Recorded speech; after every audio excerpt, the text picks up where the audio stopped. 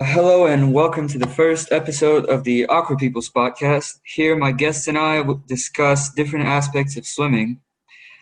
My name is Kirill, and I have been a swimmer for a couple of years now, and it is one of the things that I know a lot about. Today's guest is my coach, Chuck Meklensek. He has coached some of the best clubs in Canada, and he has helped me achieve some good things. Today, we will talk about the pressure that comes before performing at a competition. So, Chuck, do you think that this whole cracking and being too nervous before a race or a competition is a big problem? Well, it's not a big problem, but it can be a problem. Depending, some people, they get nervous and it helps them, and it makes it better. Some people, it's something that can really inhibit how well they perform. So it depends on how you use it, and it comes with some experience. And so it could become a problem if not used properly, for sure. How do you think it can become a problem?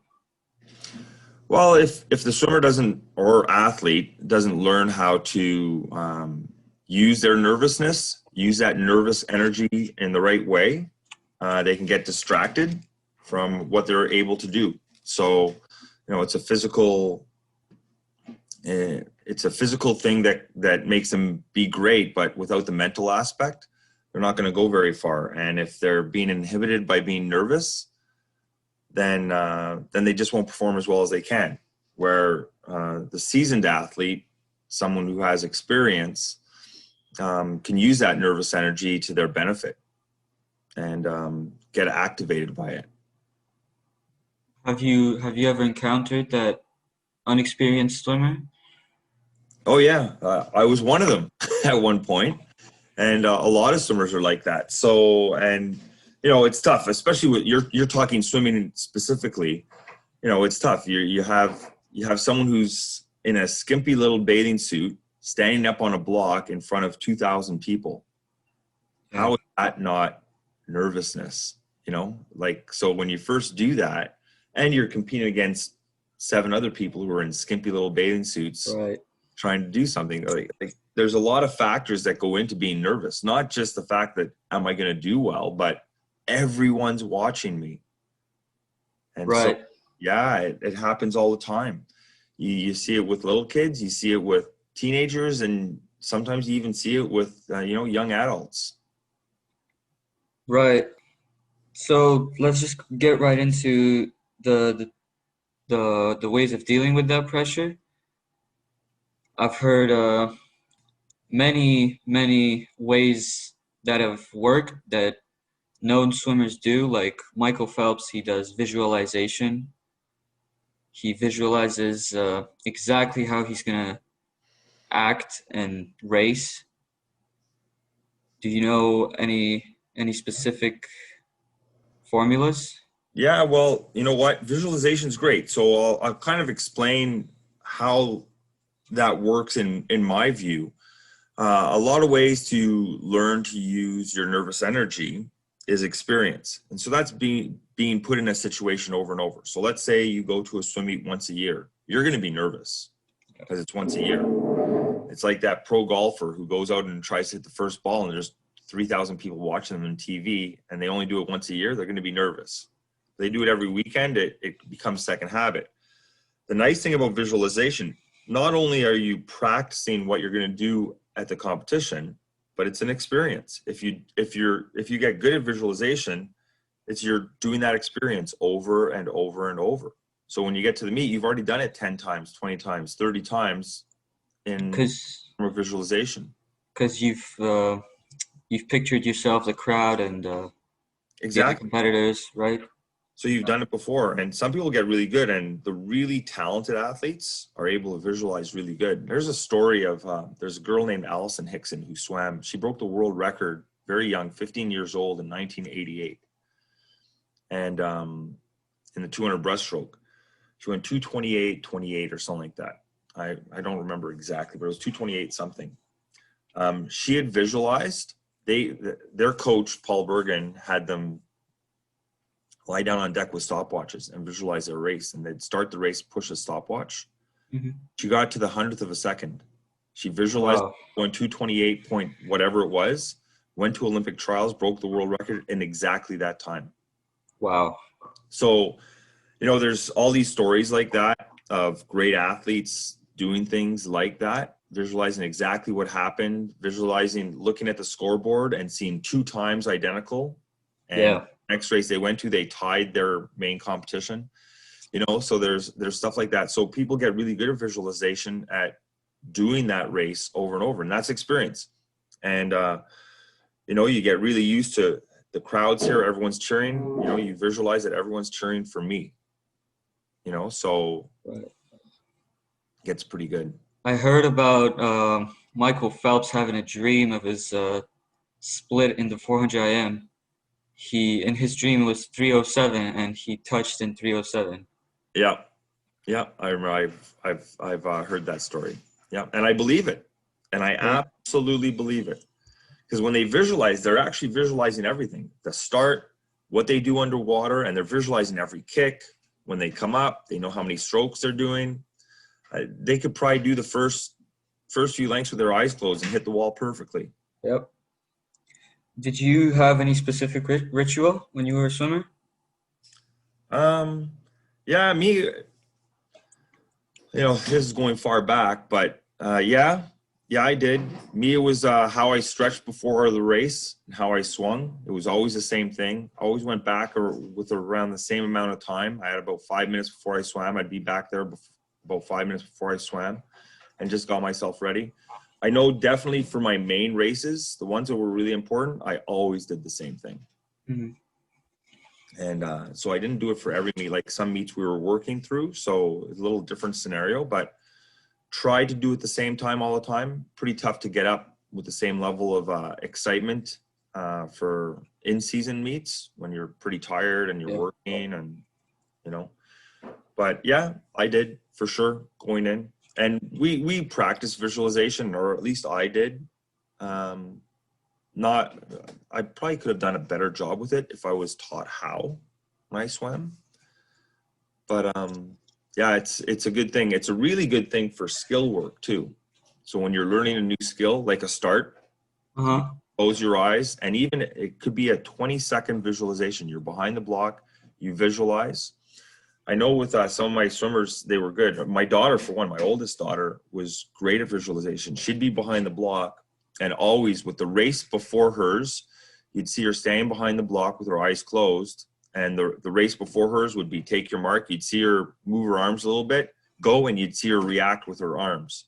She was visualizing herself do the start with the race before. So it was pretty good. So you can do things like that really help. But what if, you know how there's prelims, then semis, then finals at every meet? What if you visualized yourself going a certain time in the semifinals and you don't go that time? Doesn't matter. It doesn't matter. No, because situations change, and you know that as an athlete. Yeah. Situations change. Like let's say Michael Phelps, he was able to cruise through some of his prelim swims. Yeah. Right, to make it in finals. He didn't have to go max out. But let's say all of a sudden someone was really pushing him. He'd have to. Right. Right. So the situation changes all the time. And you learn that as an athlete. Just because you visualize something, it might just be the final performance. Or, the visualization might be nailing a couple of walls, not the entire swim. And that, I would say, is more important than visualizing the entire swim. Is visualizing how to do certain aspects of a race. And that's good. That way you practice it over and over and over. Like the people swimming breaststroke and butterfly, nailing the walls. You visualize yourself nailing the wall with the perfect distance from the wall, and the next time you face plant. Yeah, that happens. Right? So you have to be able to visualize how you deal with that.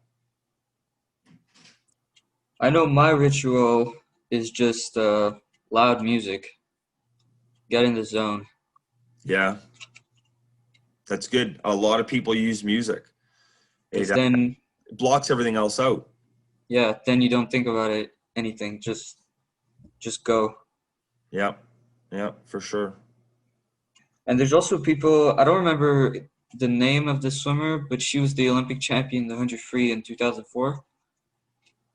I have to go back and look at who that was. Yeah. But she had almost a dance routine. She would come up, do a few steps, wave to the right, wave to the left, then wave to the front, and then get to the blocks. Yeah. That's pretty good. Yeah, a lot of people do that. There were some shadow boxers in the time too. All right. Yeah. Yeah, I think a lot of people used to, go into races and have their routines. And you see it in everything. You're not just swimming. Swimming's great because, you walk out, you're in a big indoor facility, if you think about it. Some of the outdoor facilities are one thing, but if you're in the big indoor facilities like the one in Beijing or London or whatever, it's a huge indoor facility that everyone's watching you. And you need to be distracted. You need to be in your zone and have not everyone watching, where some people want the crowd. They want to look around and see the crowd, but some people need to be distracted and be in their own little world, their lane, and do their thing. So the music, the shadow boxing, the little dance before, whatever it may be, becomes a real good distraction for that swimmer to focus on what they have to do. And you said at the beginning that being nervous can help. Yeah, it could. How do you convert that energy, that nervousness? Well, it's a form of activation. So when you're nervous, things get heightened. So your heart rate might be going a little faster. You might be breathing a little faster. And, where that might be a distraction to some people, other people, it might be like, it's the same thing as swinging your arms, getting yourself ready, jumping around. That's their dance. And so that can wake them up and get them ready. So there's some swimmers where I would go up to and I'd be right in their face and say, come on, you can do it. Get them up, try and activate them because they have trouble activating themselves and they don't get nervous and they don't get anything. Yeah. Others, I know I never have to do that. I just talk about, okay, make sure you do these 2 or 3 things in your race really well. They're going to activate themselves. And for the young swimmer, you try different things, see what works with them because everyone's a little bit different. But definitely getting nervous can activate. It was great for me. I love being nervous. It's kind of like means I care. That's the way I get out of it. It's not that you don't care if you don't get nervous, but for me, it was a good thing. I love that feeling of, I was awake and ready to go, and here's my arch rival right next to me. I need to be ready for this guy. And it's not that you're not confident or something like that. It's a way of waking up. Yeah, because for me, when I get too nervous, my stroke gets messy, and I push too much, and it ends up being bad. Yep. So you're one of those swimmers that has to come down a little bit. So there's swimmers that have to be lifted up. You have to come down a little bit and learn to use that energy a different way. And that will calm you down and give you a better sense of confidence to be able to go out the way you want to go out in your race and race properly. So visualization would be really good for you. You practice that first length of a race over and over and over. You don't have to practice the whole thing. Practice that first length, the start, like how you get up on the block, the start, the underwater, the breakout, up until the first turn. My coach was really good when we went to meet, especially the big meets. We'd do our warm-up, and he'd always say at the end of warm-up, because my races were the 50 free, 200 free, 400 free, and he'd always have us dive a 50 to the foot. Try and rep what you're going to do on your first 50 of the race. I always do that, and we were close. We would be so close. So we'd dive a 50. Let's say I had to be out in 28.2 or something like that. I'd go 28.2, 28.4, sometimes a little faster. But in the race, I'd do the exact same thing. Got really good at it. Because your body knew how to do it, right? Yeah, knew the feel, that easy speed, and learning that you want to be fast, but not, so you'd learn how to do that. And that's the way he did that. Like, if it wasn't every meet, it was definitely the important meets that we were doing that. And we did that in workout. That was part of training too. Well, we did that too with 25s fly. Yeah. Just get the pace right. Yep. Exactly. Um, Yeah, it becomes important that, visualization is a very mental thing, but swimming's such a feel sport, so you look at that as really like a physical visualization. You're rehearsing something over and over and over. So those dive 50s, like the first 50 of your race, is a physical rehearsal of what you're going to do. And visualization, that's all it is. It's a rehearsal. You're practicing your lines for a movie over and over and over. I heard another story with Yannick Agnel, the 200 free champ.